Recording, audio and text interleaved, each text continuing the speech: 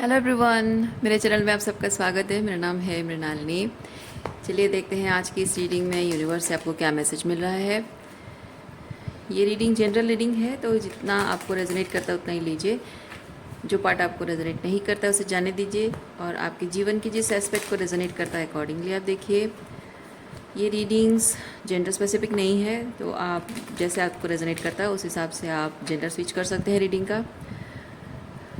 और timeless readings हैं सारी रीडिंग्स, तो आपको जब भी रेजोनेट करता है आप उस एनर्जी को क्लेम कर सकते हैं। आपको अगर मेरा काम अच्छा लग रहा है और ये रीडिंग्स आपको और भी इस तरह की रीडिंग्स देखनी है, तो आप मेरा चैनल विज़िट कर सकते हैं। उसमें आपको बहुत सारे और भी वीडियोस मिल जाएंगे। जो भी टाइटल आपको पसंद आए आप देख सकते हैं। हो सकता है उसमें आपके लिए कोई मैसेज हो, या फिर आप अगर फ्रेशली अपलोडेड वीडियोस का इंतज़ार करना चाहते हैं तो ठीक है, आप मेरा चैनल सब्सक्राइब कर दीजिए और बेल बटन को प्रेस कर दीजिए ताकि आपको नोटिफिकेशन मिल जाए न्यू अपलोड्स के। ओके।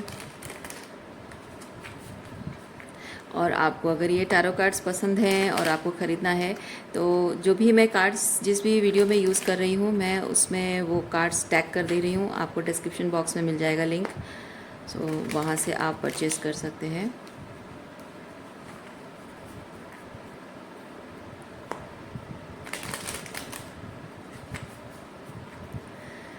ओके, चलिए शुरुआत करते हैं आपकी reading. With gratitude, unconditional love and surrender. और देखते हैं आपके लिए यूनिवर्स से क्या मैसेज है।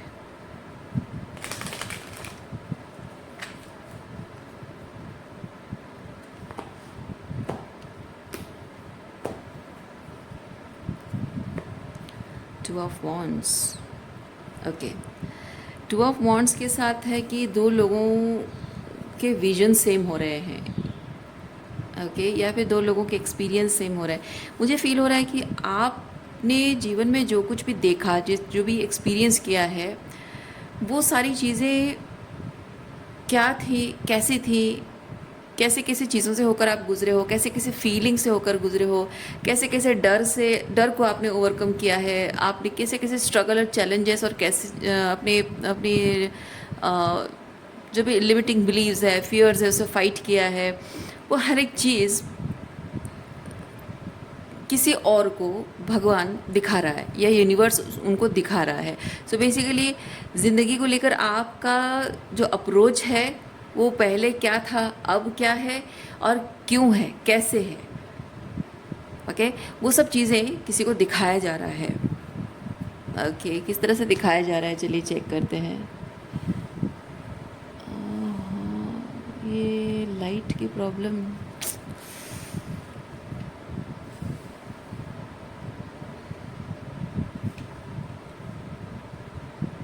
Give me a second. और ये जो भी जिसको भी दिखाया जा रहा है वो कोई आपका एक्स है। ओके,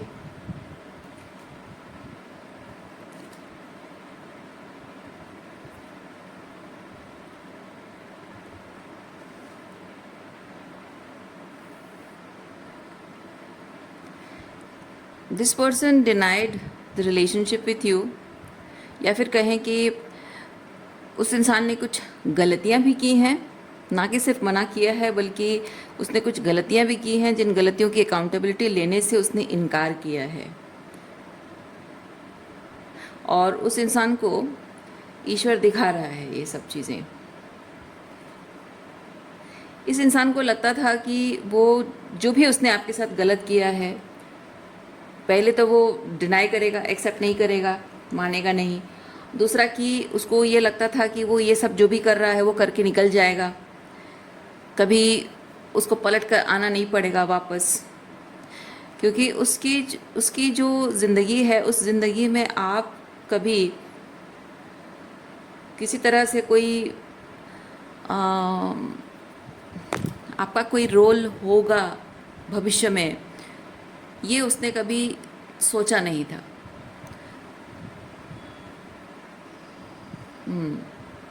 मे भी चाहा नहीं था और सोचा भी नहीं था कि मतलब कि हाँ ये मेरी आगे की ज़िंदगी में, मेरे भविष्य में, मेरी ज़िंदगी में कहीं भी ये फिट नहीं बैठती है, इसकी ज़रूरत मुझे नहीं पड़ेगी, या कभी भी किसी तरह से कोई ज़रूरत नहीं पड़ेगी। इसीलिए पीछे मुड़कर देखने का तो सवाल ही नहीं उठता है। इसीलिए इस इंसान ने आपके साथ रिलेशनशिप जो एंड किया, बहुत ही कोल्ड तरीके से एंड किया है, क्योंकि किंग ऑफ सॉर्ड्स बहुत ही ब्रूटल एंड बहुत ही कोल्ड तरीके से, इमोशनली कोल्ड तरीके से उसने आपको रिजेक्ट किया हो, या फिर साइलेंट ट्रीटमेंट देकर निकल गया हो, जिसकी वजह से यूनिवर्स आज उसे दिखा रहा है, उसने जो भी जैसे भी आपको बिहेव किया है एग्जैक्टली वही चीज़ उसके साथ हो रही है किसी तरह से, और एग्जैक्टली वही चीज़ वो जब एक्सपीरियंस कर रहा है, यूनिवर्स उसको दिखा रहा है कि देखो बेटा, तुमने जो कहा इस बात का क्या कॉन्सिक्वेंसेस उसको भुगतना पड़ा है, तुमने जो भी किया उसकी क्या कॉन्सिक्वेंसेस उसको भुगतना पड़ा है, उसने कैसे इस चीज़ को प्रोसेस किया है, उसने कैसे इस चीज़ को उसने मतलब आपने उसने कैसे इस चीज़ को प्रोसेस किया है, हील किया है। और जब तुम नहीं थे, जब तुम कोल्ड होकर, इमोशनली कोल्ड होकर तुम चले गए थे और ये सोच रहे थे कि मुझे कोई फ़र्क नहीं पड़ता है, मैंने जो किया सही किया है और क्या ही हो जाएगा, या फिर जो होगा देखा जाएगा, या फिर जो होता है मेरा क्या जाता है, मेरे भी पीठ पीछे मैंने ब्रेकअप कर लिया, रिश्ता तोड़ दिया, उसके पीठ पीछे इसकी मानसिक दशा जो भी है, भावनात्मक रूप में जो भी हो रहा है, मुझे क्या फ़र्क पड़ता है। ये जो तुम बोल के गए थे, अब तुम देखो, अब तुम जानो कि ये जो भी तुमने किया है, सोच के गए थे, करके गए थे कि ऐसा क्या फ़र्क पड़ता है, क्या फ़र्क पड़ा है, तुम्हें जानना होगा। इस इंसान को यूनिवर्स चीज़ कह रहा है, तुम्हें जानना होगा, न कि सिर्फ जानना बल्कि तुम्हें महसूस करके जानना होगा, सिर्फ बातों से नहीं, सिर्फ कोई कह देगा वो नहीं।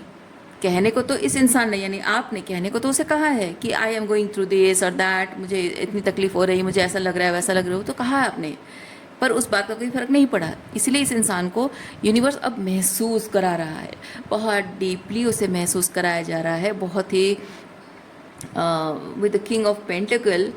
ओ my God, king of pentacle and queen of pentacle. एक मिनट, मैं इसको बताती हूँ। सो इस इंसान को बहुत ही डीपली महसूस कराया जा रहा है, ताकि वो जान सके कि उसने जो भी कहा, किया, जिस तरह से बिहेव किया, उसकी क्या कॉन्सिक्वेंसेस आपको भुगतने पड़े, और किस तरह से उस चीज़ से आप ओवरकम कर रहे हो या नहीं कर रहे हो, या फिर क्या क्या आपने सोचा, किस तरह से भावनात्मक रूप में किस तरह से उस पीड़ा से गुजरे हो, और उस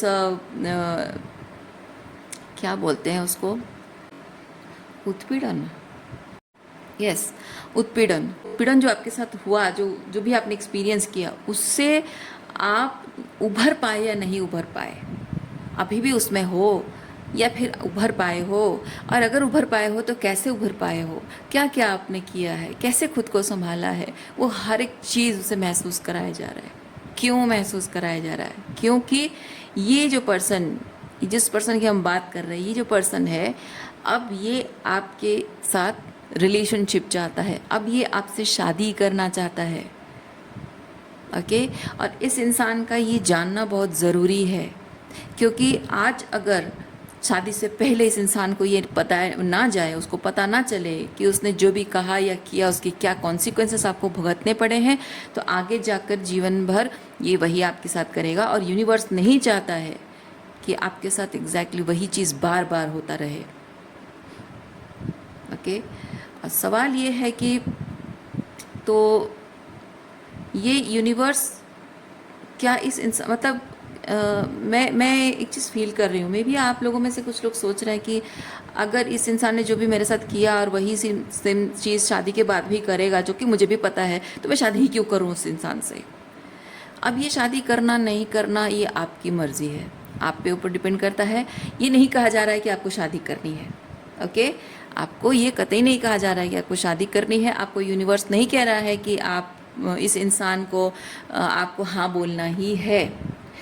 आपको ये मैसेज इसलिए दिया जा रहा है क्योंकि यूनिवर्स आपको बताना चाहता है कि जिस इंसान ने आपके साथ ये किया है, आज उसकी मानसिक दशा क्या है, आज उसकी भावनात्मक स्थिति क्या है, कल को जो उसने चॉइसेस किए थे, आज उसकी चॉइसेस क्या हैं, वो बताया जा रहा है। अब इसका आगे क्या करना है, ये आपकी मर्ज़ी है, पूरी तरह से आप पर निर्भर करता है।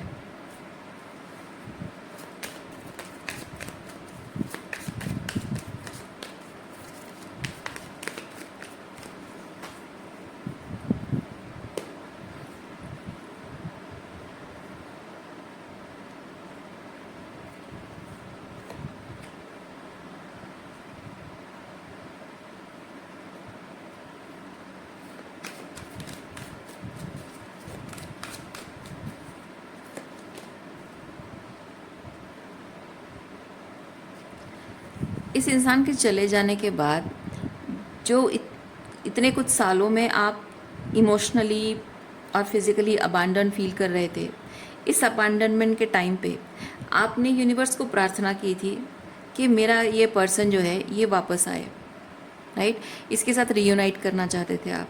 सो वही पैशन के साथ और उसी प्यार के साथ वो मुझे मिले, like that true love, okay, true love. और उस मतलब नॉट ये पूरा पैशनेट है। पैशनेट मतलब एक चीज़ की एक अधूरापन रहा हो, जहाँ आधा कमिटेड और मतलब half commitment, okay, partial commitment रही हो, तो ये वैसा चीज़ है कि ये फुल कमिटमेंट है और ये अनकंडीशनल लव है। तो इस तरीके से ये पर्सन आपसे मिले, रियूनाइट हो, ये इच्छा आपकी रही है पास्ट में, जब आप इस पर्सन से इमोशनली एंड फिजिकली अबांडन फील कर रहे थे, और मे बी कम्युनिकेशन वाइज भी अबांडन फील कर रहे थे। और इसी वजह से ये पर्सन आपके ज़िंदगी में वापस आना चाहता है। यूनिवर्स इस इंसान को प्रिपेयर कर रहा है, ओके, यूनिवर्स इस इंसान को प्रिपेयर कर रहा है।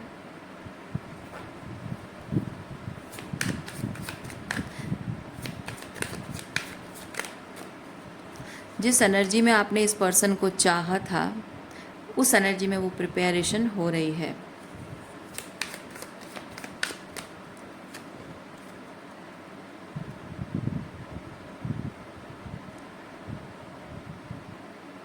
आप दोनों का कनेक्शन चाहे 10 ऑफ सॉर्ड्स की एनर्जी में गुजरा हो, यानी कि बहुत कुछ टॉक्सिसिटी हुई हो, बहुत हार्ट ब्रेक, बहुत पेनफुल रहा हो भले ही आपका रिलेशनशिप, फिर भी with the page of pentacle आप अभी भी इस रिलेशनशिप में कमिटेड हैं, ओके। ये पेंटिकल कमिटमेंट को बता रहा है, आप अभी भी इस पर्सन के प्रति कमिटेड हैं। कमिटेड इन अ सेंस, मैं जानना चाहूँगी कि ये कमिटमेंट कैसा कमिटमेंट है।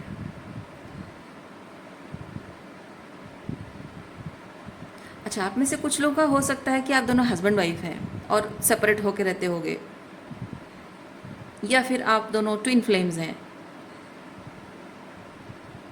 सेपरेशन में हो और रियूनियन चाहते हो, भी हो सकता है।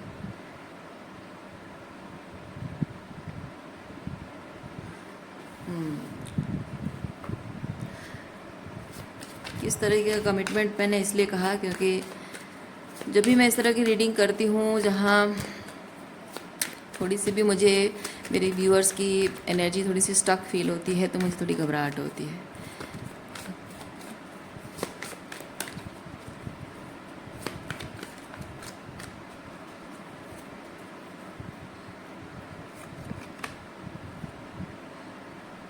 Magician.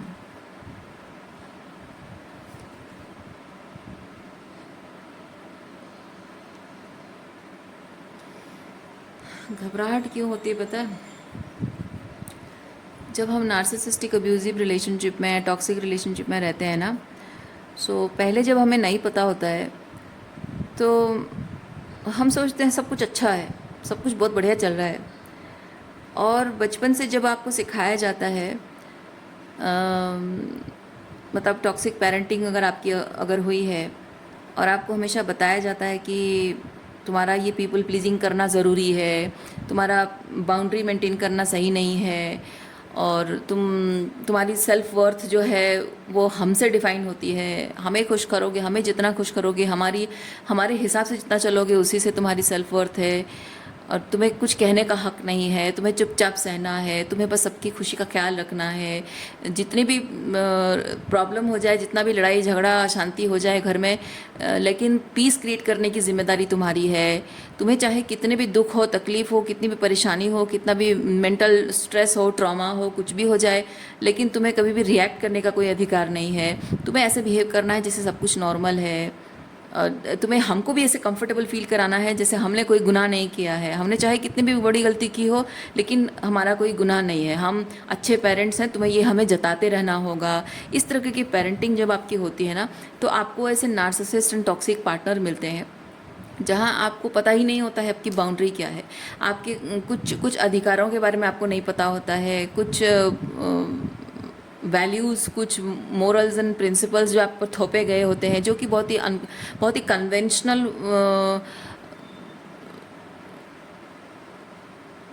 वे में उनको सेट किया जाता है, जो कि बेसिकली क्या होता है, पैट्रियार्कल सोसाइटी में औरत की आवाज़ को दबाने के लिए, उसके पावर में वो ना आ सके, उसके लिए बहुत सारे ऐसे रूल्स बनाए गए हैं, जिनको बहुत ही कन्वेंशनल रूल्स बनाए गए हैं, बताए गए हैं, और उनको फॉलो करते रहना। ट्रेडिशंस सेट कर दिए जाते हैं, रूल सेट कर दिए जाते हैं, समाज के कुछ दायरे बना दिए जाते हैं, जिससे कि एक औरत को कंट्रोल किया जा सके, उसकी आवाज़ को दबाई जा सके, ताकि वो अपनी पावर क्लेम ना कर सके। क्योंकि औरत अगर अपनी पावर क्लेम कर लेगी तो समाज में सुधार आ जाएगा, समाज में रिवोल्यूशनरी चेंज आ जाएगा, पेट्रियार्की अपना सारा पावर खो देगी, इक्वालिटी आ जाएगी, और ये पेट्रियार्की होने नहीं देना चाहती है। ओके, अब ये जो मैंने फेमिनिन कहा, ये फेमिनिन मतलब सिर्फ महिलाओं की बात नहीं है। जो भी फेमिनिन एनर्जी में रहते हैं, पुरुष भी अगर फेमिनिन एनर्जी में रहते हैं, भावनात्मक रूप में कुछ प्रकट करते हैं, तो उनकी आवाज़ को दबाया जाता है, चुप कराया जाता है। वो चीज़ भी है जो उनकी अंतरात्मा जो कहती है। बेसिकली स्त्री तत्व जो होता है ना, फेमिनिन एनर्जी, वो होता है हमारे अंतरात्मा की आवाज़। और जो मैस्कुलिन फैक्टर होता है, वो होता है पावर एंड पोजीशन, कंट्रोल। सो हमारी अंतरात्मा की आवाज़ को हम जब दबा देते हैं, तो कहा जाता है कि फेमिनिन पावर को सप्रेस कर दिया गया, मैस्कुलिनिटी ने डोमिनेट किया और फेमिनिन पावर को सप्रेस कर दिया गया। हाँ, फेमिनिन एनर्जी को सप्रेस कर दिया जाता है। तो इस तरह से चाहे पुरुष हो या महिला हो, जिसके अंतरात्मा की आवाज़ को दबाया जाता है, तो वो पैट्रियार्की रूल कर रही है, फेमिनिन एनर्जी को सप्रेस कर रही है। तो इन जनरल, जेंडर स्पेसिफिक नहीं है, तो मैसेज को बस समझिए कि जब आपको इस तरह से जब फेमिनिन पावर को जब सप्रेस कर दिया जाता है, उसको कुछ रूल्स में बांध दिया जाता है, वो जब तक नहीं जानती है तब तक उसके लिए सब कुछ बढ़िया है। उसका पिता भी बहुत बढ़िया है, उसकी माँ भी बहुत बढ़िया, उसके भाई बहन भी बढ़िया है, उसका पति भी बढ़िया है। लेकिन जिस दिन उसकी आंखें खुल गई, जिस दिन उसके अंदर काली की एनर्जी जागृत हो गई, बस बात ख़त्म। उसके बाद वो अपनी पावर क्लेम कर लेती है, वो जान लेती है, समझ लेती है कि उसके अधिकार क्या हैं, उसके दायरे क्या हैं। जब वो समझ लेती है, तब बात पलट जाती है एकदम से। लेकिन तब तक बहुत कुछ अब्यूज़ वो ऑलरेडी सह चुकी होती है। मैं कहना ये चाह रही हूँ कि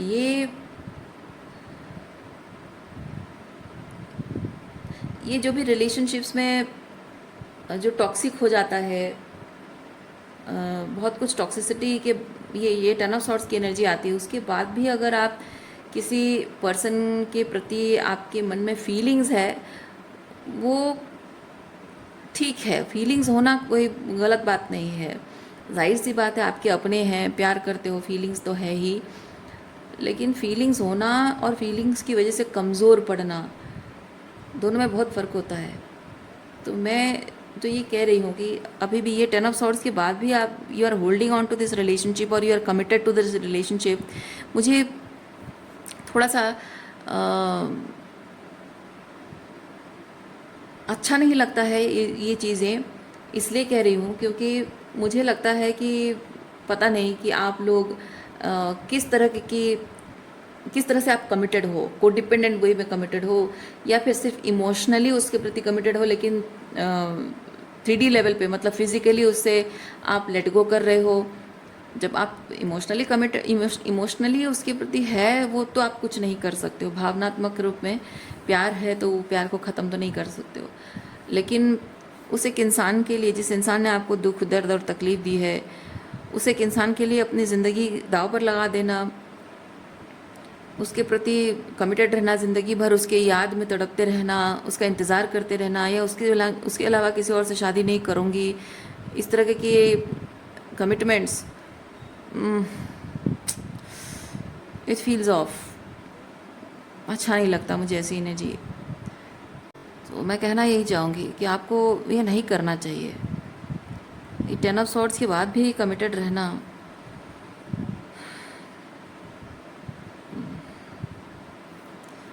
क्यों अभी तो मैं पर्सनल रीडिंग नहीं कर रही हूँ, लेकिन जब मैं पर्सनल रीडिंग करती थी, आप में से कुछ मेरे पुराने चैनल में सब्सक्राइबर भी रहे होंगे, आपको पता होगा। ये बहुत सारे लोगों का मैंने ऐसे देखा है कि 10 ऑफ सॉर्ड्स की एनर्जी एक्सपीरियंस करने के बाद भी बहुत लोग कमिटेड रहते हैं, याद करते रहते हैं उस पर्सन को, उसके वापस आने का इंतज़ार करते हैं।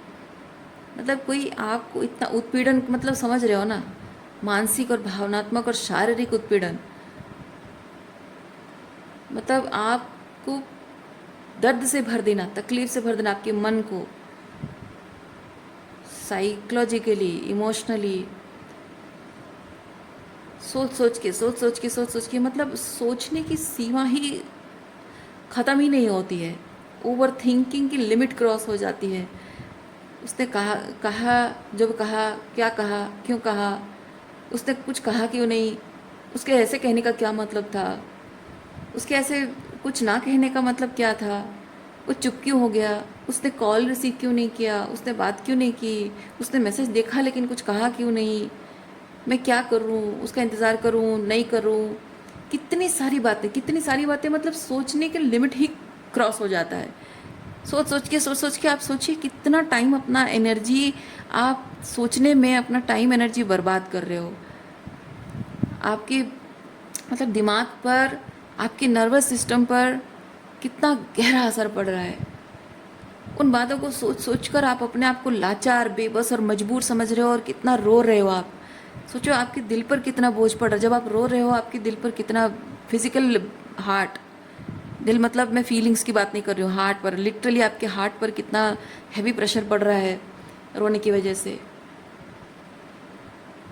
सो बॉडी पर भी उसका इफ़ेक्ट हो रहा है। तो कितनी तकलीफ से होकर ये ultimate pain, mind body soul सब, ये 10 ऑफ सॉर्ड्स की एनर्जी से जब गुजरता है, उसके बावजूद भी किसी इंसान के प्रति आपका ये कमिटेड रहना, उम्मीद रखते रहना कि इंसान कभी वापस आएगा, इंतज़ार करते रहना, इसके अलावा मैं किसी और को प्यार कर नहीं सकती, इसके अलावा मैं किसी और के लिए कुछ फील नहीं कर सकती, इसके अलावा मैं किसी और से शादी नहीं कर सकती, इससे शादी नहीं करूँगी तो किसी और से नहीं करूँगी, ये वैसी वाली एनर्जी में क्यों? अच्छा नहीं लगता मुझे, ऐसी एनर्जी बिल्कुल पसंद नहीं है मुझे। एनीवेज, यहाँ पे हमारे पास magician and knight of cups आया है। Magician and knight of cups,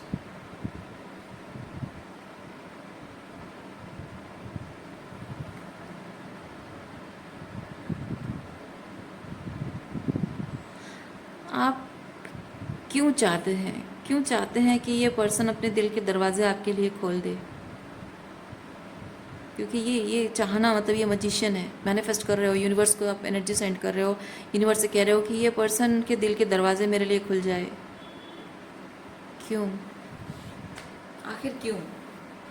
मुझे समझ में नहीं आता है। ये जिस इंसान ने आपको इतना मानसिक भावनात्मक उत्पीड़न दिया है, और वो आपके शरीर पर भी असर पड़ रहा है, उससे कैसे उभर कर आए होगे, उसके बाद भी आप क्यों चाहते हो कि वो उसके दिल के दरवाजे आपके लिए खुल जाएं? पता नहीं, it feels heavy.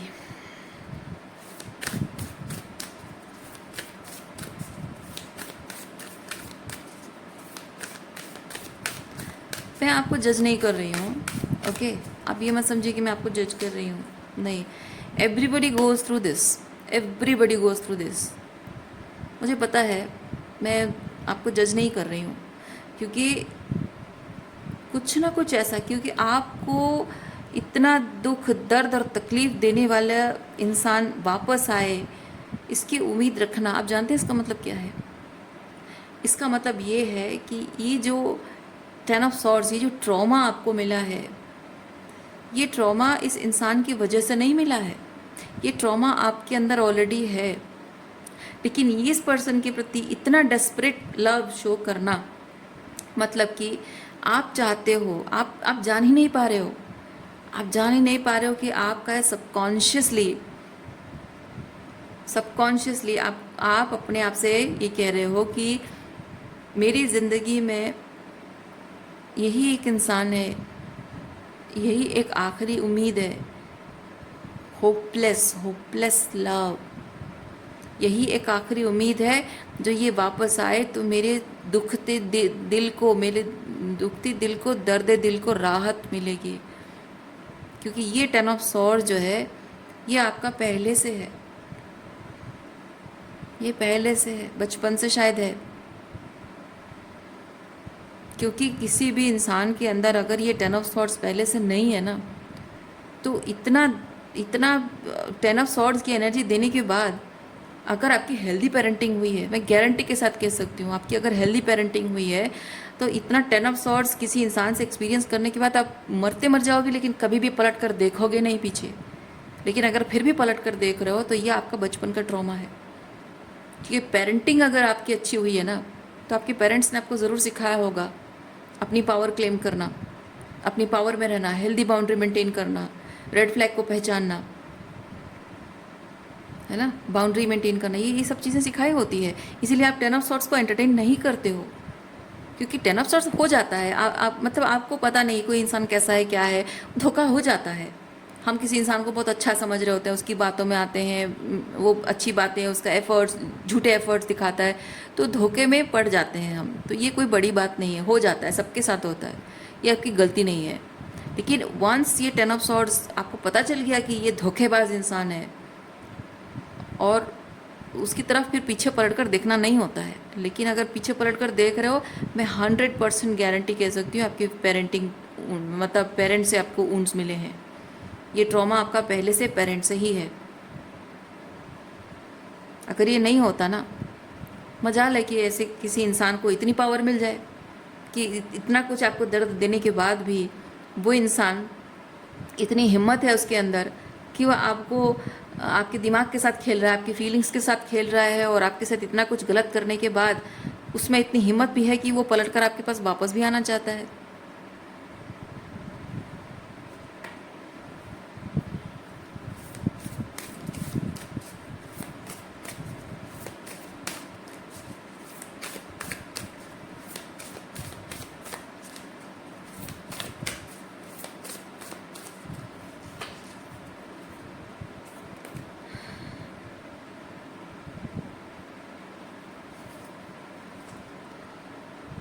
It isn't about being right, it's about doing the right thing. Sometimes old beliefs need to be stopped to start in new and in a revolutionary way for the highest good of all.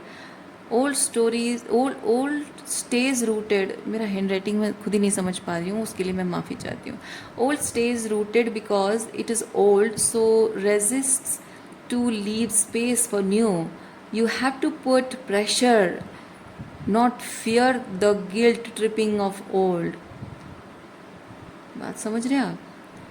Someday it was engraved in the belief of society by human only.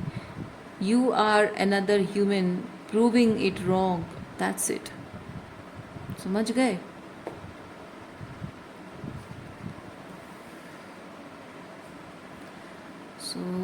ये जिस तरह की भी beliefs को लेते हुए आप ये 10 ऑफ सॉर्ड्स देने वाले को अभी भी आप यहाँ बहुत हाईलाइट में देख रहे हो, उम्मीद कर रहे हो, अभी भी उसके प्रति आपके मन में प्यार है।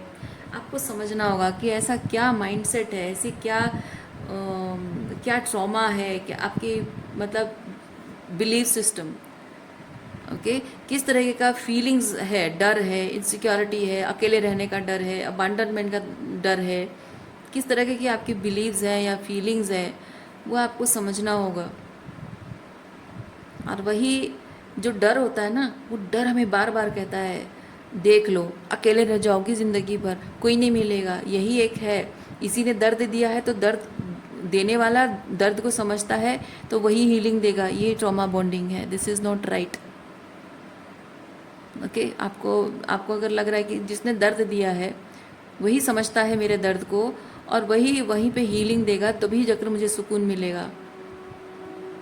और वही इंसान जब कहता है कि हाँ मुझसे भूल हो गई, मुझसे गलती हो गई, मुझे माफ़ कर दो, क्योंकि जिस इंसान ने आपके साथ कुछ गलत नहीं किया होता है, आप उसको समझाते हो, बताते हो कि हाँ इसने ऐसा ऐसा किया, वैसा किया, I experience this and that, वो नहीं समझेगा, है ना। उसको रियलिटी नहीं पता है। लेकिन जिस इंसान ने आपको दर्द दिया है, ये 10 ऑफ सॉर्ड्स दिया है, उसी इंसान के साथ जब आप बैठ के बात करोगे, आप कहोगे कि ऐसा कि वैसा हुआ था ना उस वक्त, तो मुझे ऐसा लगा था, वैसा लगा था। तो आपके मन में ये चीज़ होता है, ये थॉट होती है आपके दिमाग में कि सीनेरियो उसको पता है, तो मैं अगर उस सीनेरियो को उसका एक्सप्लेन करूँगी, ही और शी कैन रिलेट इट, तो वो समझ जाएगा।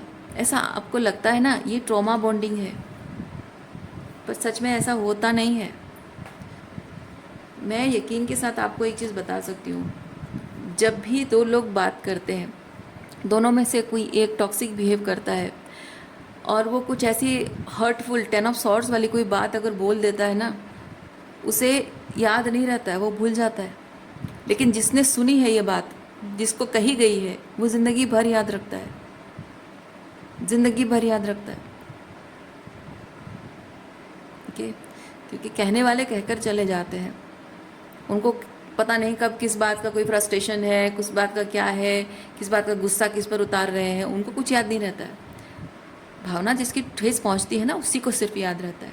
तो ये जो बोल कर चला गया, ये जो करके चला गया, इसको चाहे कितना भी आप बता दो, कितना भी समझा दो, उसको समझ में नहीं आएगा, उसको कुछ याद नहीं आएगा। वो डेफिनेटली वो बोलेगा अरे मैंने ऐसा नहीं कहा था कभी। सवाल ही नहीं उठता, मैं ऐसा हो ही नहीं सकता, मैं हूँ ही नहीं ऐसा, मैं ऐसा कर ही नहीं सकता हूँ, मैं ऐसा बोल ही नहीं सकता हूँ। तुमको गलतफहमी हुई है, तुम बातों को बस ऐसे बढ़ा चढ़ा कर बोल रही हो, या फिर तुम मेरे बारे में गलतफहमी पैदा करके अपने मन में बैठी हुई हो, अज्यूम कर रही हो चीज़ों को, ऐसा कुछ है ही नहीं। पर जब जब जिस तरीके से जो भी उसने कहा किया, आपने नोटिस किया, क्योंकि ठेस तो आपको पहुंची है, बुरा तो आप ही को लगा है ना।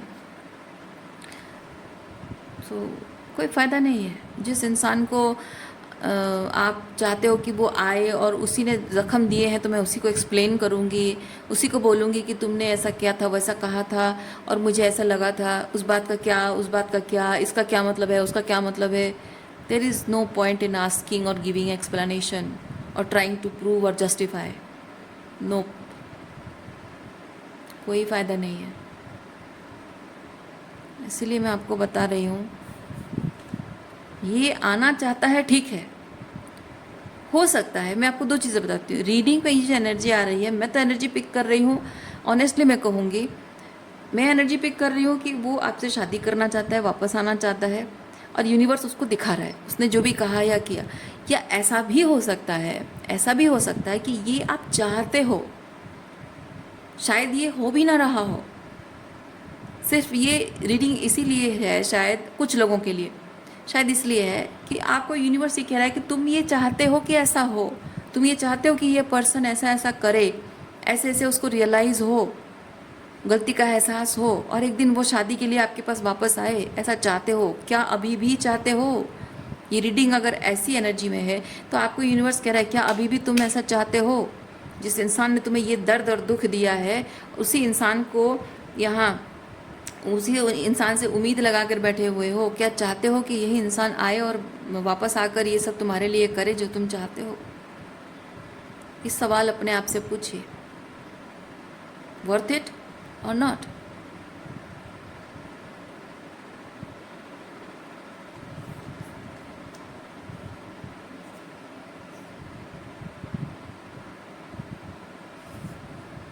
आपको अकेले रहने का डर है।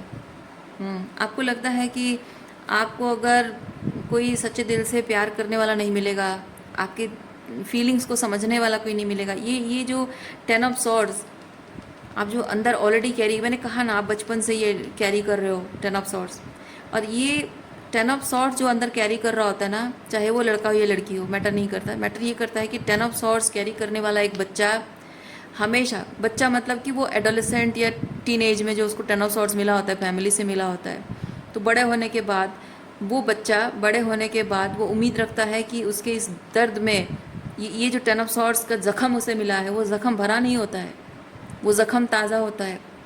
और जितने रोमांटिक रिलेशनशिप आते हैं उसमें बहुत रोमांटिक ऑब्सेशन उसका होता है, और उसकी वजह से वो 10 ऑफ सॉर्ड्स उसका बढ़ता जाता है, मल्टीप्लाई होता जाता है।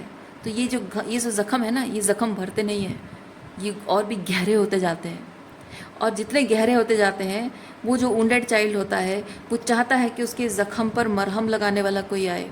और हर एक रोमांटिक ऑब्सेशन में वो हर एक रोमांटिक पार्टनर से ये उम्मीद रखता है वो बच्चा कि उसको इससे वो ज़ख़म में मरहम लग जाएगा। फिर वो दुख देकर, ट्रॉमा देकर मल्टीप्लाई करके चला जाता है 10 ऑफ सॉर्ड्स को। फिर नेक्स्ट जब रिलेशनशिप में आता है वो, तब फिर से उम्मीद होती है कि ये 10 ऑफ सॉर्ड्स में मरहम लगा देगा ये, पर अल्टीमेटली वो पार्टनर भी उसे 10 ऑफ सॉर्ड्स देकर चला जाता है। और ये डिपेंड करता है, अलग अलग लोगों के लिए अलग अलग है, डिपेंड करता है कि कितने सारे बिट्रेयल्स, कितने सारे ऐसे 10 ऑफ सॉर्ड्स एक्सपीरियंस करने के बाद अल्टीमेटली इंसान अपनी हीलिंग पर फोकस करता है। वो डिपेंड करता है, किसी किसी का एक रिलेशनशिप में किसी का 2, किसी का 3, 4 हो जाता है। वो डिपेंड करता है कितना ज़्यादा ये 10 ऑफ सॉर्ड्स बचपन में कितना गहरा है, उस पर डिपेंड करता है। जिसका जितना ज़्यादा पेरेंटिंग टॉक्सिक तरीके से हुआ है, उसके उतने ही ज़्यादा रोमांटिक ऑब्सेशन होते हैं, और उसको उतने ही ज़्यादा बिट्रेयल्स एक्सपीरियंस करने पड़ते हैं, और उसको हीलिंग में उतने ही लंबा टाइम लग जाता है। और हीलिंग इनिशिएट होने के लिए भी टाइम लगता है, और हीलिंग होने में भी टाइम लगता है, डिपेंड करता है। सो आपको यूनिवर्स कह रहा है, लॉस्ट बट नेवर अलोन। आप कभी भी अपने आप को ये मत सोचिए कि मुझे अगर कोई प्यार करने वाला नहीं मिलेगा, मेरे इस ज़ख़म पर मरहम लगाने वाला कोई नहीं। ज़ख़म पर मरहम कोई नहीं लगाता है, ज़ख़म पर मरहम कोई नहीं लगाता है। अपने दिल के ज़ख़म पर खुद ही मरहम लगाना होता है माय डियर व्यूअर्स। ये आप एक्सेप्ट कर लें तो आपके लिए अच्छा है। दुनिया में कभी कोई किसी के लिए ज़ख़म में मरहम लगाने नहीं आता है। और जब भी इस तरह के कोई एक्सेस वापस आते हैं ना, वो सारे ज़ख़म भरने के बाद आते हैं। जब आपकी शादी कहीं और हो रही है, आपका कोई नया बॉयफ्रेंड बन गया है, या आप पैसा कमाने लग गए हो, या आपके जीवन में फाइनली आप खुश रहने लगे हो, तब इस तरह के एक्सेस वापस आते हैं, बेवजह नहीं आते हैं। मजाल है कि कोई आप आज जैसे दुख और तकलीफ़ में हो, अकेले हो, उसकी याद में तड़प रहे हो, उसके आने का इंतज़ार कर रहे हो, उम्मीद रख रहे हो, ऐसी स्थिति में, ऐसी परिस्थिति में वो आ जाए, मजाल है कि आ जाए, नहीं आएगा कोई। क्योंकि इस वक्त आप उसके दिए हुए ज़ख्मों को भरने की एनर्जी में हो, अभी तक कोशिश नहीं कर रहे हो, मतलब ज़ख्म आपके ताज़ा है, वो नहीं आएगा। कहना मैं चाह रही हूँ, जब आपके ज़ख्म भर लोगे, खुश रहने लगोगे, तब वो आ जाएंगे। सब लोग आ जाते हैं। इसीलिए किसी भी पर्सन से कोई उम्मीद ना ही रखो तो अच्छा है। अपने ज़ख्मों को खुद ही भरना है, हर किसी को खुद ही करना होता है, किसी से कोई उम्मीद नहीं लगाई जा सकती। इसलिए ये जो समय है, इस वक्त आपको अकेले चलना पड़ रहा है। आपको लग रहा है कि मेरे लाइफ में और कुछ नहीं है, कोई प्यार नहीं मिलेगा, कोई साथी नहीं मिलेगा, कोई अपना नहीं होगा, and I will be lost in the wilderness of my own lonely life. नहीं, ऐसा कुछ नहीं है। ये कार्ड आपको वही बता रहा है, ऐसा कुछ नहीं होगा। आप समझो इस चीज़ को कि ये इतनी रोमांटिक ऑब्सेशन क्यों है आपके, ये एक्स जो है, ट्रॉमा देने वाला एक्स के प्रति इतना रोमांटिक ऑब्सेशन क्यों है आपका। वो ट्रॉमा को समझो। ये बचपन, चाइल्डहुड वुंड्स आपके हैं, इनर चाइल्ड वुंड्स आपके हैं। समझो कि क्या ऐसी बिलीव्स है, क्या ऐसी इमोशंस है जिसकी वजह से आप अट्रैक्ट कर रहे हो। जब उसको समझोगे और उस पैटर्न को ब्रेक करोगे, तब आपके जीवन में आएगा रिवोल्यूशनरी चेंज। इस पर्सन के वापस आने से कोई रिवोल्यूशनरी चेंज नहीं आएगा।